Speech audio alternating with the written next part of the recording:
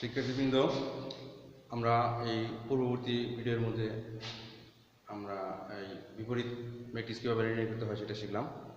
অর্থাৎ বিপরীত ম্যাট্রিক্স আমরা নির্ণয় করা শিখলাম। এখন আমরা শিখব যে বিপরীত ম্যাট্রিক্সের সাহায্যে কীভাবে সমীকরণ জোট সমাধান করা হয়। এখানে আমাদের একটা সমীকরণ জোট আছে। এখানে এই সমীকরণ জোট অর্থাৎ x - y + z = 1, x + y - 2z = 0, 2x - y - z = 0। তাহলে এই সমীকরণ জোট আমরা বিপরীত ম্যাট্রিক্সের সাহায্যে সমাধান করব। প্রথমে আমাদের সমীকরণ জোটকে লিখতে হবে। সমীকরণ জোটকে ax = b আকারে লিখতে পাই। সমীকরণ জোটকে ax = b আকারে লিখতে পাই, অর্থাৎ এখানে ax = b আকার। তাহলে এটা হবে x y z এর সহগুচ্ছ। সহগুচ্ছ x এর y এবং z এর যে সহগগুলো আছে, এই সহগগুলো নিয়ে যে ম্যাট্রিক্সটা হবে সেটা হলো এই। অর্থাৎ এটা হলো প্রথম কলাম, এটা হলো x এর কলাম, এটা হবে y এর কলাম, এটা হবে z এর কলাম। যেমন x এর সহগ 1, এখানে 1, x এর সহগ 1, এখানে 1, x এর সহগ 2, এখানে 2। আবার যদি আমরা y এর সহগগুলো নিই, তাহলে y এর সহগ -1, +1, -1।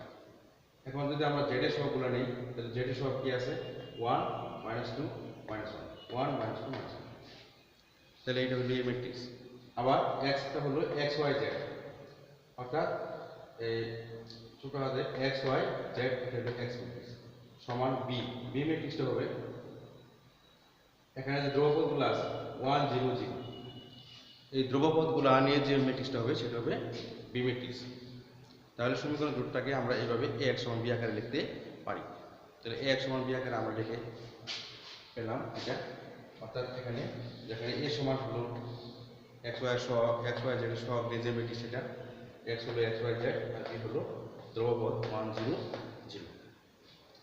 এখানে একটা বিষয় লক্ষণীয়, যদি এখানে কোনো কিছু না থাকতো, যেমন z যদি না থাকতো, তাহলে আমরা z এর সহগ 0 ধরতাম। যদি x না থাকে তাহলে আমরা x এর সহগ 0 ধরতাম। কোনো কিছু না থাকলে তার সহগ 0 ধরতাম। তাহলে এখানে আমরা যেহেতু ax = b, তাহলে এখান থেকে আমরা লিখতে পারি x = a inverse b। x = a inverse b। এখন আমাদের এখানে কি করতে হবে? a ইনভার্স b, তার মানে a ইনভার্সের সাথে b গুণ করতে হবে। তাহলে a ইনভার্স আমরা কোথা থেকে পাবো? a ইনভার্স হলো ওই একটু আগে যে আমরা শিখলাম এর আগে আমরা শিখলাম a এর বিপরীত ম্যাট্রিক্স। a এর বিপরীত ম্যাট্রিক্সটা হলো a ইনভার্স। তাহলে আমরা ওই আগের নিয়মে a ইনভার্স নিয়ে করব। যেহেতু ম্যাথমেটিক্স একটা ধাপের পর আরেকটা ধাপ এইভাবে এগিয়ে যায়, কাজে আমাদের আগের ক্লাসগুলো ভালোভাবে দেখতে হবে। তাহলে a ইনভার্স আমরা যেভাবে নির্ণয় করি বিপরীত ম্যাট্রিক্স, সেভাবে আমরা বিপরীত ম্যাট্রিক্সটা নির্ণয় করব। অর্থাৎ এখানে আমরা এই ম্যাট্রিক্সের বিপরীত ম্যাট্রিক্স আমরা এর আগে শিখলাম। তাহলে a ইনভার্সটা আমরা পেয়েছিলাম এটা। a ইনভার্সটা আমরা বিপরীত ম্যাট্রিক্স এটা পাইলাম। তো এটা সরাসরি তো আমরা পাইনি, এটা আমরা অঙ্ক করে, অর্থাৎ যেভাবে a ইনভার্স বের করা হয় সেভাবে বের করে a ইনভার্স আমরা এটা পেলাম। এখানে এইভাবে আমরা এখান থেকে এখানে এই বিপরীত ম্যাট্রিক্স নির্ণয় করার যে দাগগুলো আছে সেই দাগগুলা অনুসরণ করে a ইনভার্স আমরা প্রথমে নির্ণয় করি। নির্ণয় করার পরে 1 থেকে পাই এই একটা সমীকরণটা x = a ইনভার্স b। তাহলে x হলো x y z, a inverse আমরা যে a ইনভার্সটা পেলাম এটা a ইনভার্স, আর b এখান থেকে আমরা b এর মান পেয়েছি। এখন আমরা কি করব? a ইনভার্স b, অর্থাৎ a ইনভার্স এবং b আমরা গুণ করব। তাহলে গুণটা আমরা কিভাবে করব? এই গুণের ক্লাসটা আমরা আগে শিখছি। ম্যাট্রিক্সের প্রথম দিকে আমরা গুণ কিভাবে করতে হয় সেটা শিখছি। ঠিক সেইভাবে আমরা গুণটা এখন করব। অর্থাৎ এই প্রথম সারি, এই সারি দ্বারা এই কলাম -3 এবং 1 গুণ, তাহলে -3, -2 এবং 0 গুণ, তাহলে 0, 1 এবং 0 গুণ, তাহলে 0। এইভাবে গুণের নিয়মে আমরা a ইনভার্স b, অর্থাৎ আগে আমরা গুণ শিখছি, ঠিক যেভাবে গুণ শিখছি ঠিক সেভাবে a ইনভার্স এবং b আমরা গুণ করব। গুণ করে আমরা কি রেজাল্ট পেলাম? এখানে -1/3, এই -1/3 দ্বারা এটা গুণ হবে। অর্থাৎ কোনো কিছুর সাথে সংখ্যা গুণ যেভাবে গুণ করতে হয় সেভাবে আমরা গুণ করি। ম্যাট্রিক্সের সবগুলো ভর্তির সাথে গুণ করতে হবে। গুণ করে আমরা পেলাম 1 1 1।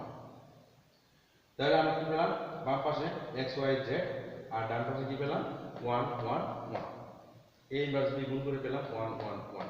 তাহলে ম্যাট্রিক্সের সমতা, আমরা প্রথম ক্লাসে ম্যাট্রিক্সের সমতা সম্পর্কে জানছি। ম্যাট্রিক্সের সমতা হলো যদি দুইটা ম্যাট্রিক্সের সবগুলো ভর্তি সমান হয় তাহলে সেই দুটো ম্যাট্রিক্স সমান হবে। তাহলে এখানে যেহেতু এই ম্যাট্রিক্সটা এবং এই ম্যাট্রিক্সটা অর্থাৎ এক্স ওয়াই জেড এবং 1 1 1 এই দুইটা ম্যাট্রিক্স সমান, তাহলে অবশ্যই সবগুলো ভর্তি সমান হবে।